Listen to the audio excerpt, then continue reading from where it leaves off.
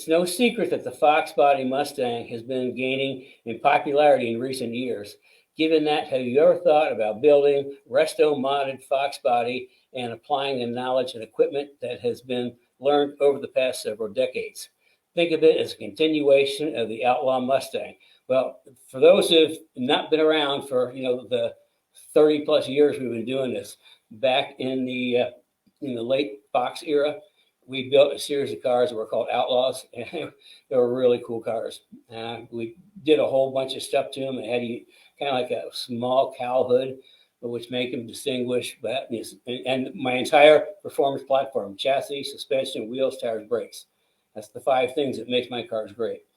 And so, to answer your question, we're already partially there. Our K member for the SN95 for 94 and 95 SN95 with the Windsor 5-liter, that will fit in a Fox. You have to do a little bit of a whittling on a couple places and move a couple lines, but that's all in the instructions what to do, but it will fit.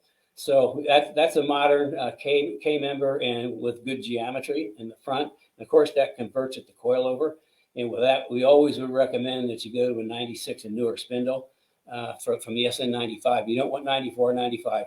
You want 96 and newer, because the steering geometry is way better 96 and newer. That gives you 5 bolt in the front, and 5 lug in the front, and then the IRS in the back is 5 lugs. So we've got a lot of guys doing that. It's a really, really nifty package.